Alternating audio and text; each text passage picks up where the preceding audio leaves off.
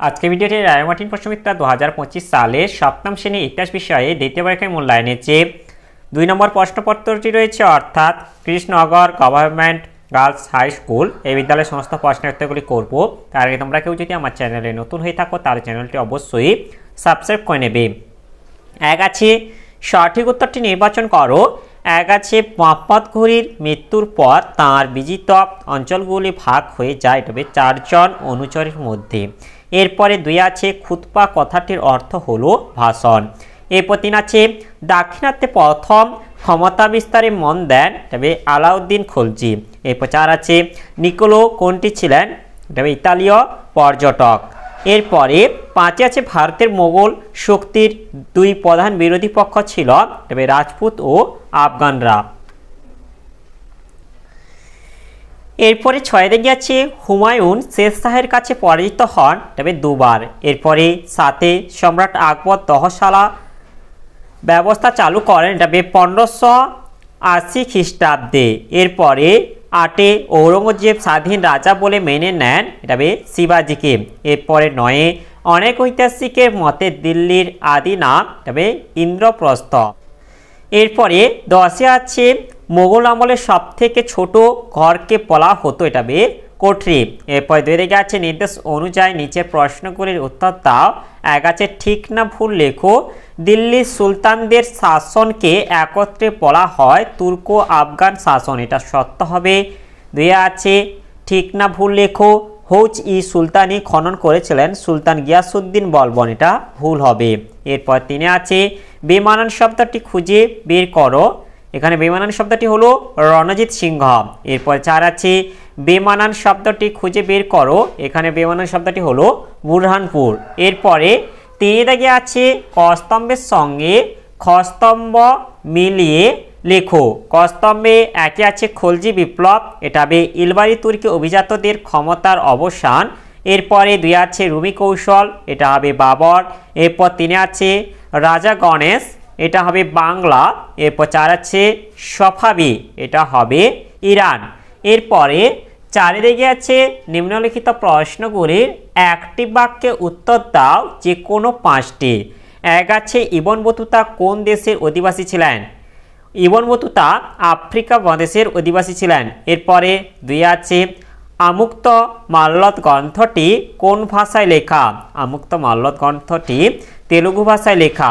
এরপর 3 আছে চলদিরানের যুদ্ধ কাদের মধ্যে হয়েছিল?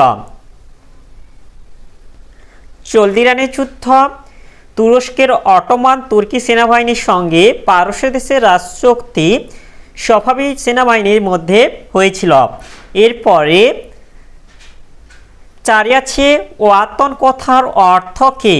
ওয়াতন কথার অর্থ হলো নিজের ভিটে বা এলাকা। এরপর 5 আছে কাকে চিরাগ ই দিল্লি বলা হয়? তবে দিল্লির প্রখ্যাত সুফি সাধক শেখ নাসিরউদ্দিনকে চিরাগ ই দিল্লি বলা হয়। এরপরে 6 আছে স্যার টমাস রো কোন মোগল সম্রাটের রাজসভায় দূত হয়ে এসেছিলেন? এটা হবে স্যার টমাস রো জাহাঙ্গীরের রাজসভায় দূত হয়ে এসেছিলেন। এরপরে 7 আছে কোন দেশের অধিবাসীদের ওলন্দাজ বলা হয়? তবে নেদারল্যান্ডের অধিবাসীদের ওলন্দাজ বলা হয়। এরপরে 5 থেকে আছে 2-3টি বাক্যে যে কোনো 4টি প্রশ্নের উত্তর দাও। 1 আছে তুর্কি অভিজাতরা কেন রাশিয়ার বিরোধিতা করেছিল? এর উত্তরটি হলো দিল্লির সুলতানি শাসনে তুর্কি অভিজাতরা গুরুত্বপূর্ণ ভূমিকা পালন করত। রাজিয়া সিংহাসনে বসার সময় থেকে তুর্কি অভিজাতরা তাঁর বিরোধিতা করেছিল। বিরোধিতার কারণ 1 সুলতান ইলতুৎমিশ তাঁর কন্যা রাজিয়াকে উত্তরাধিকারী মনোনীত করলেও একজন নারী সিংহাসনে বসা নিয়ে অভিজাতরা আপত্তি করেছিল। এরপরে 2 আছে তুর্কি অভিজাতরা মনে করেছিল রাজিয়া অতুর্কি অভিজাতদের বেশি গুরুত্ব দিচ্ছেন। এরপরে 3 আছে উলেমাদের আপত্তি সত্ত্বেও রাজিয়া অমুসলিমদের ওপর থেকে জিজিয়া কর তুলে দিয়েছিলেন। এরপরে 2 আছে পানিপথের প্রথম যুদ্ধ কত খ্রিস্টাব্দে কাদের মধ্যে হয়েছিল? এর উত্তরটি হলো পানিপথের প্রথম যুদ্ধ 1526 খ্রিস্টাব্দে পানিপথের প্রথম যুদ্ধ হয়েছিল। পানিপথের প্রথম যুদ্ধ হয়েছিল বাবর ও ইব্রাহিম লোদির মধ্যে। এরপরে 3 আছে দাক্ষিণাত্য অভিযানের পিছনে ঔরঙ্গজেবের কি উদ্দেশ্য ছিল? এর উত্তরটি হলো দাক্ষিণাত্য অভিযানের পিছনে ঔরঙ্গজেবের উদ্দেশ্য 1 বিজাপুর ও গোলকোন্ডা রাজ্য দুটি দখল করা, 2 শিবাজি তথা মারাঠা শক্তিকে দমন করা এবং 3 দাক্ষিণাত্যের বিপুল অর্থ সম্পদ লুট করা। এরপরে 4 আছে দিন ই ইলাহি কি? এর উত্তরটি হলো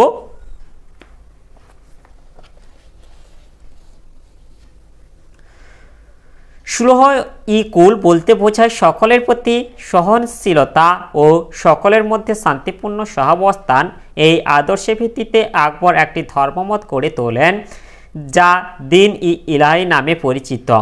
সুলহ ই কুল আদর্শ মুঘল সাম্রাজ্যের প্রশাসনিক আদর্শ ছিল বিভিন্ন গোষ্ঠীর মানুষের সহযোগিতায় একটি যথার্থ ভারতীয় সাম্রাজ্য গড়ে তোলা। মুঘল বংশের শ্রেষ্ঠ সম্রাট আকবরের আদর্শ ছিল 1 বাদশাহ ঈশ্বরের ইচ্ছায় দেশ শাসন করবেন, 2 প্রজাদের সঙ্গে পিতৃসুলভ আচরণ করবেন এবং 3 তিনি কোনো ব্যক্তি বা গোষ্ঠীর প্রতি পক্ষপাত করবেন না। এরপরে 5 আছে দিল্লি শহরে মিশ্র ধরনের জনবসতি গড়ে উঠেছিল কেন? এর উত্তরটি হলো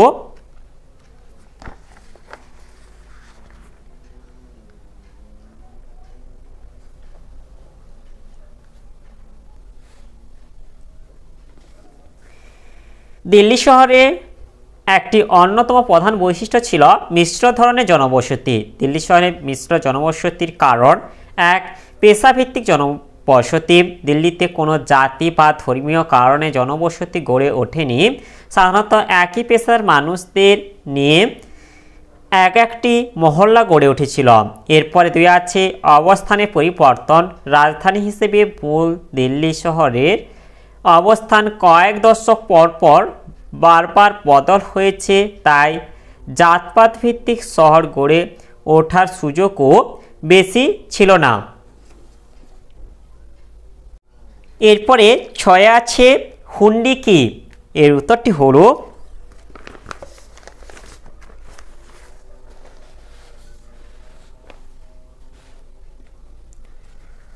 হুন্ডি হলো এক বিশেষ ধরনের ও বিভিন্ন মূল্যের কাগজ যার মাধ্যমে এক জায়গা থেকে অন্য জায়গায় টাকা পাঠানো যেত।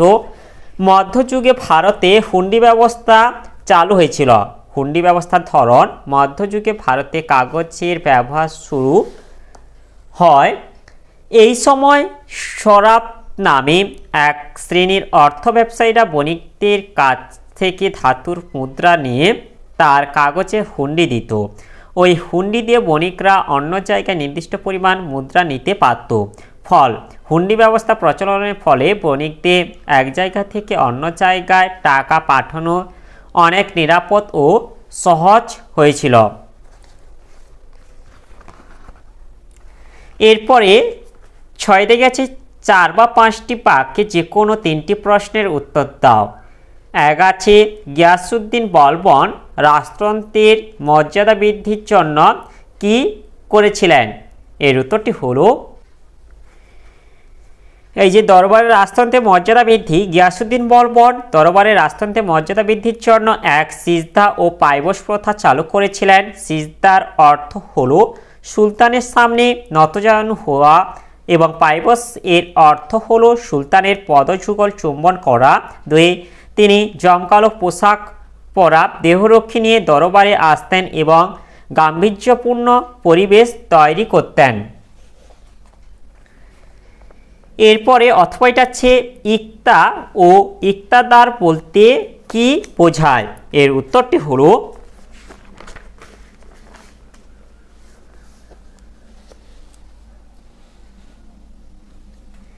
ইকতা দিল্লি সুলতানরা বিভিন্ন রাজ্য জয় করে তাদের সাম্রাজ্যের আয়তন বাড়িয়েছিলেন। সুলতানরা যেসব রাজ্য জয় করতেন সেই রাজ্যগুলিকে এক একটি প্রদেশ বলে ধরে নেওয়া হতো। সুলতানি আমলে এই প্রদেশগুলিকে ইকতা বলা হতো। এরপর এটা হচ্ছে ইকতাদার। সুলতানি সাম্রাজ্যের অধীন ইকতাগুলি থেকে কর আদায় করা ও শান্তি শৃঙ্খলা বজায় রাখার প্রয়োজন ছিল। ইকতা পরিচালনার দায়িত্ব পালন করতেন একজন সামরিক নেতা, তাকে ইকতাদার বলা হতো। ইকতাদার মুক্তি বা ওয়ালি নামেও পরিচিত হতেন। এরপরে দুই আছে খানোয়ার যুদ্ধ ও ঘরঘরার যুদ্ধের মধ্যে তুলনা করো। এর উত্তরটি হলো, আমরা এখান থেকে শুধুমাত্র খানোয়ার যুদ্ধ এবং ঘরঘরার যুদ্ধটা বলে দেব। এক হচ্ছে যুদ্ধের প্রতিপক্ষ মেওয়ারের রাজা রানা সংগ্রাম সিংহ ও বাবরের মধ্যে খানোয়ার যুদ্ধ সংঘটিত হয়েছিল। এই যুদ্ধে রাজপুত শাসকরাও যোগ দিয়েছিলেন। এরপরে ঘরঘরার যুদ্ধ যেটা হচ্ছে বাবরের সঙ্গে পূর্ব ভারতের আফগান নেতাদের মধ্যে ঘরঘরার যুদ্ধ সংঘটিত হয়। ইব্রাহিম লোদি ভাই মাহমুদ লোদি আফগানদের নেতৃত্ব দিয়েছিলেন। এরপরে যুদ্ধের সময়কাল 1527 খ্রিস্টাব্দে খানোয়ার যুদ্ধ সংঘটিত হয়। এটা 1529 খ্রিস্টাব্দে ঘরঘরার যুদ্ধ সংঘটিত হয়েছিল। এরপরে আছে ফলাফল। খানোয়ার যুদ্ধের রানা সংগ্রাম সিংহের পরাজয়ের ফলে রাজপুতদের প্রাধান্য বিনষ্ট হয়। ঘরঘরার যুদ্ধে মুঘলদের প্রধান প্রতিদ্বন্দ্বী আফগানরা পরাজিত হলে ভারতবর্ষে মুঘলদের ভিত্তি সুদৃঢ় হয়। এরপরে তিনি আছে বাংলার 12 ভূঁইয়াদের সম্পর্কে কি জানো। এর উত্তরটি হলো 1605 থেকে 1627 খ্রিস্টাব্দ সময়কালের মধ্যে অর্থাৎ সম্রাট জাহাঙ্গীরের রাজত্বকালে বাংলায় যে 12 জন রাজা স্বাধীনভাবে শাসন পরিচালনা করতেন তাদের একত্রে 12 ভূঁইয়া বলা হয়। বাংলার এই হিন্দু ও আফগান রাজারা মুঘল বিরোধিতার জন্য ইতিহাস প্রসিদ্ধ। 12 ভূঁইয়াদের নাম এবং শাসন এলাকা। এরা হলেন: 1 প্রতাপাদিত্য, যশোহর খুলনা; 2 চাঁদগাজী চাঁদ প্রতাপ; 3 কেদার রায় শ্রীপুর; 4 এসা খান ও মুসা খান সোনারগাঁ; 5 উসমান, এটা ময়মনসিংহ; 6 কন্দর্পনারায়ণ, এটা হবে চন্দ্রদ্বীপ; এরপরে 7 আছে কংসনারায়ণ, তাহিরপুর; এরপর আছে লক্ষণ মাণিক্য ভুলুয়া; সীতারাম রায় মাহমুদপুর; 10 আছে রামচন্দ্র পুটিয়া; এরপরে 11 আছে হাম্বির মল্ল, এটা হবে বিষ্ণুপুর; এরপরে 12 আছে মুকুন্দ রায় ভূষণা। অনেক ঐতিহাসিকের মতে এরা সংখ্যায় 12 জনের বেশি ছিলেন। জাহাঙ্গীর শেষ পর্যন্ত বিদ্রোহী 12 ভূঁইয়াদের নিজ নিয়ন্ত্রণে আনতে পেরেছিলেন।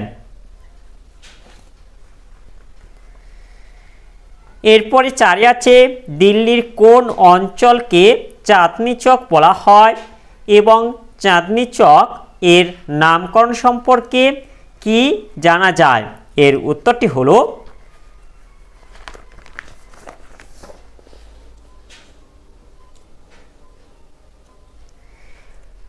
দিল্লির চাঁদনি চকের অবস্থান দিল্লির লালকেল্লা থেকে জাহান আরা বেগমের চক পর্যন্ত বিস্তৃত বাজার এলাকা চাঁদনি চক নামে পরিচিত। মুঘল সম্রাট শাহজাহানের কন্যা জাহান আরা বেগম বাজারের উত্তর দিকে একটি সরাইখানা বাগান ও দক্ষিণ দিকে একটি স্নানাগার তৈরি করেছিলেন। চাঁদনি চকের নামকরণ এক চাঁদনি চক সম্পর্কে জনশ্রুতি। চাঁদনি চক নামের উৎপত্তি সম্পর্কে জনশ্রুতি আছে যে চাঁদনি রাতে জলে আলো পড়ে জল চিকচিক করত বলে এই জায়গার নাম হয়েছিল চাঁদনি চক। এরপর 2টা আছে চাঁদনি চক সম্পর্কে গল্প। চাঁদনি চক নামের উৎপত্তি সম্পর্কে গল্প আছে যে এখানে বাজারে সোনার উপর টাকা চকচকে ঝিলিকের জন্য চাঁদনি চক নামকরণ হয়েছে। এরপরে অথবা এটা হচ্ছে ইউরোপীয় কোম্পানির কুঠিগুলি কেমন ছিল। এর উত্তরটি হলো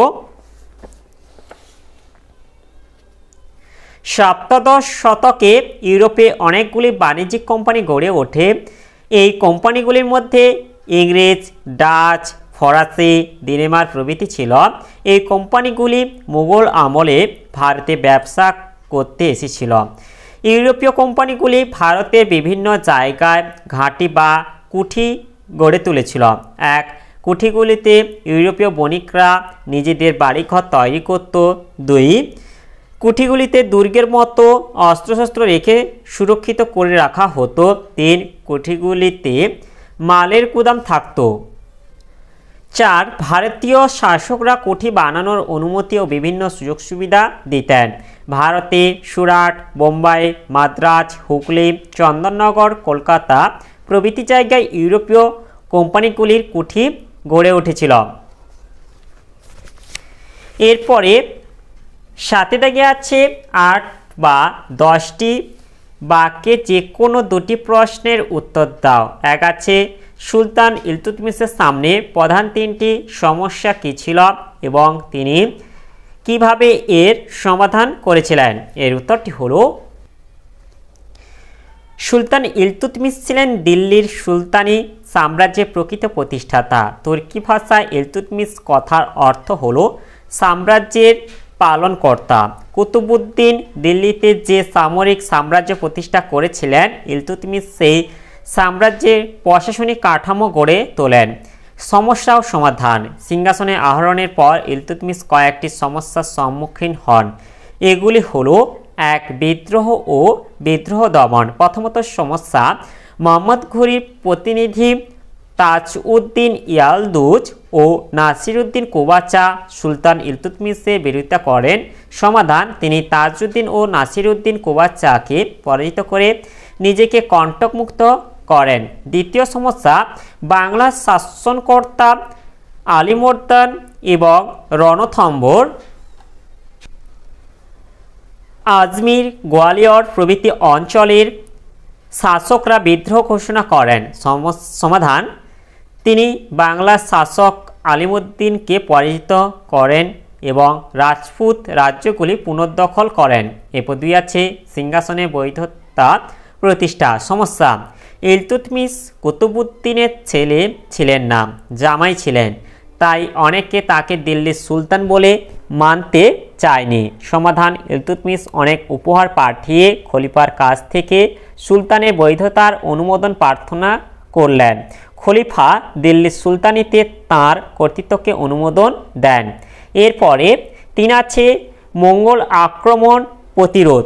সমস্যা, ইলতুৎমিশের রাজত্বকালে দুর্ধর্ষ মঙ্গলবীর চেঙ্গিস খান খিবার শাসনকর্তা জালালউদ্দিন মঙ্গবর্ণীর পশ্চাদ্ধাবন করে ভারত সীমান্তে উপস্থিত হন।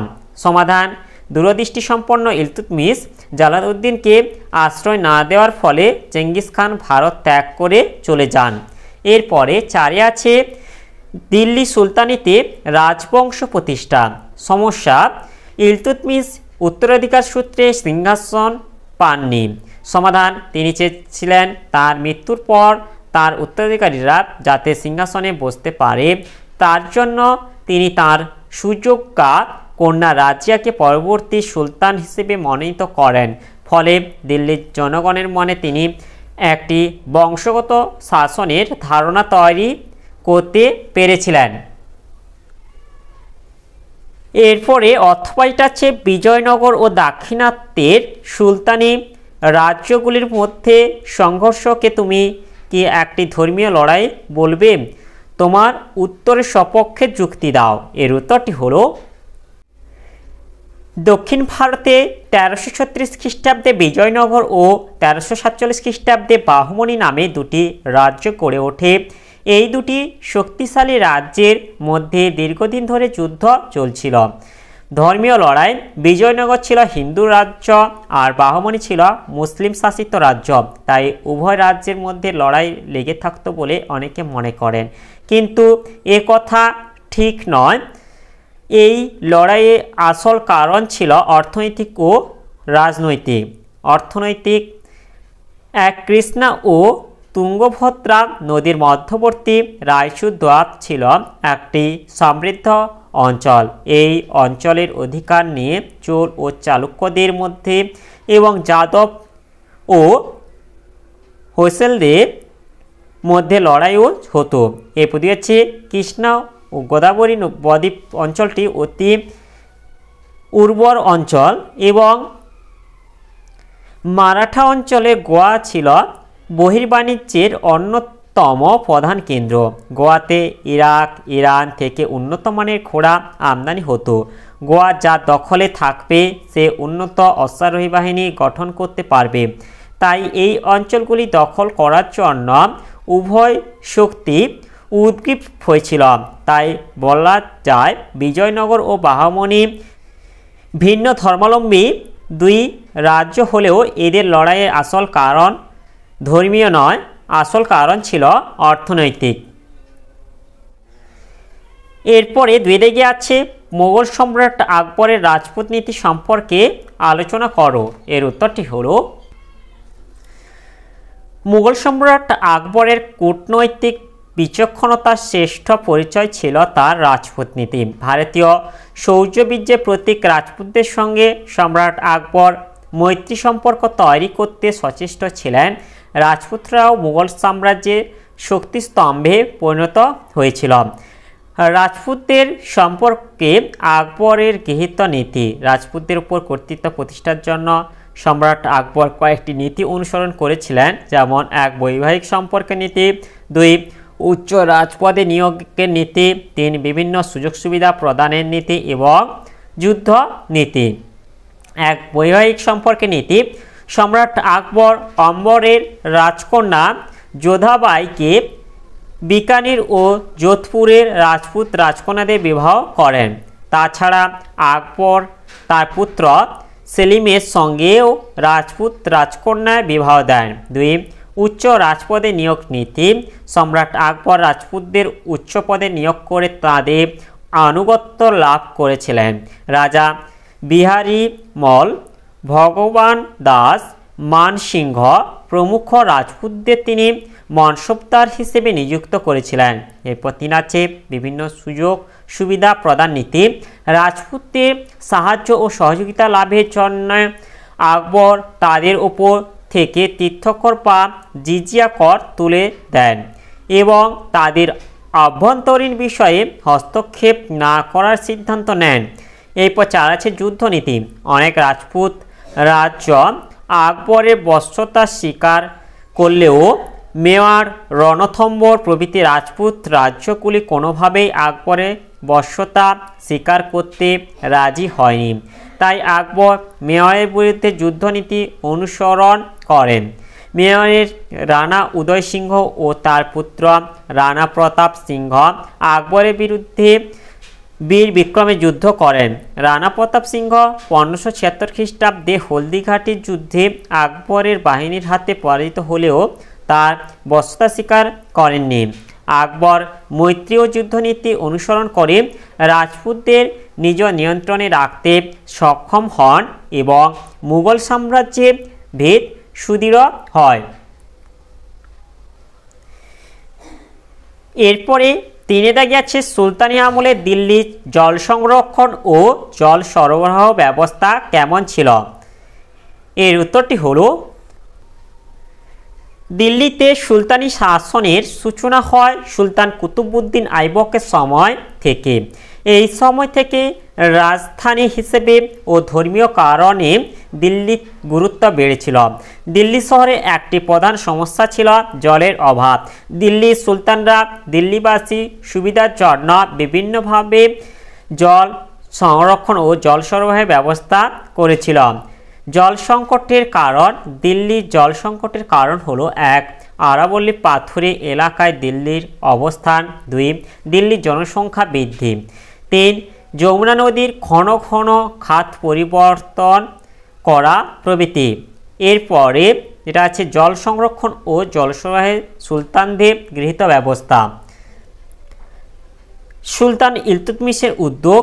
সুলতান ইলতুৎমিশ দিল্লিবাসী প্রয়োজনীয় জলের চাহিদা মেটানোর জন্য একটি জলাধার হৌজ-ই শামসি বা হৌজ-ই সুলতানি খনন করেছিলেন। ইবন বতুতা বর্ণনায় 8 কোণা বিশিষ্ট এই জলাধারটির বর্ণনা আছে। এই বইটা হচ্ছে সুলতান আলাউদ্দিন খলজির উদ্যোগ। সুলতান আলাউদ্দিন খলজি একটি 4 কোণা বড় জলাধার খনন করে জল সংরক্ষণ ও সরবরাহের ব্যবস্থা করেছিলেন। এটি হৌজি আলাই নামে পরিচিত ছিল, পরে এর নাম হয়েছিল হৌজি খাস। এরপরে সুলতান গিয়াসউদ্দিন তুগলকের উদ্যোগ। গিয়াসউদ্দিন তুগলকাবাদে উঁচু বাঁধ দিয়ে জল ধরে রেখে একটি জলাধার তৈরি করেছিলেন। এরপর হচ্ছে সুলতান ফিরোজ শাহ তুগলকের উদ্যোগ। সুলতান ফিরোজ শাহ তুগলক খাল কেটে শহরে জল সরবরাহের ব্যবস্থা করেছিলেন। তিনি পুরনো কিছু নালার সংস্কার করে শহরের জল সরবরাহ স্বাভাবিক করেছিলেন। এরপরে অথবাটা আছে মোগল আমলে ভারতে ব্যবসা বাণিজ্যের প্রসারের কারণ সম্পর্কে আলোচনা করো। এর উত্তরটি হলো ব্যবসা বাণিজ্যের ক্ষেত্রে ভারতের ঐতিহ্য সুপ্রাচীন। মোগল আমলে এই ব্যবসা বাণিজ্যের প্রসার ঘটে। বাণিজ্যের প্রসারের কারণ। মোগল আমলে ভারতে ব্যবসা বাণিজ্যের প্রসারের কারণগুলি হলো: 1. মোগল আমলে ভারতের আইন শৃঙ্খলার উন্নতি। মোগল আমলে ভারতের আইন শৃঙ্খলার উন্নতি ব্যবসা বাণিজ্য প্রসারে সহায়ক হয়েছিল। এরপর 2.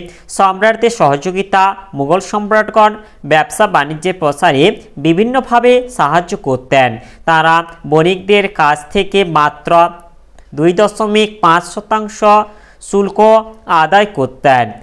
রাহাদারি করের বিনিময়ে বাণিজ্যে বণিকদের নিরাপত্তা প্রদান করতেন। এরপর 3 আছে যোগাযোগ ব্যবস্থার উন্নতি। মুঘল আমলে ভারতে অনেক রাস্তা নির্মিত হয়েছিল। এই রাস্তাগুলি বাণিজ্যের প্রসারে সহায়ক হয়েছিল। এরপর 4 আছে ইউরোপীয় বণিকদের আগমন। মুঘল আমলে 1498 খ্রিস্টাব্দে পর্তুগিজ নাবিক ভাস্কো দা গামা ভারতে আসা জলপথ আবিষ্কার করেন। এর পরবর্তীকালে ইউরোপীয় বণিকদের ভারতের সঙ্গে বাণিজ্যিক সম্পর্ক স্থাপিত হয়, ফলে বাণিজ্যের প্রসার ঘটে। তাহলে আজকের ভিডিওতে আমরা সপ্তম শ্রেণীর ইতিহাস বিষয়ে যে 2 নম্বর প্রশ্নপত্র ছিল তার সমাধান করলাম। আর তোমরা কেউ যদি আমার চ্যানেলটা এখনও সাবস্ক্রাইব করে রাখোনি তাহলে চ্যানেলটা অবশ্যই সাবস্ক্রাইব করে নেবে এবং ভিডিওটি ভালো লাগলে ভিডিওটিকে অবশ্যই লাইক, কমেন্ট ও শেয়ার করে দেবে।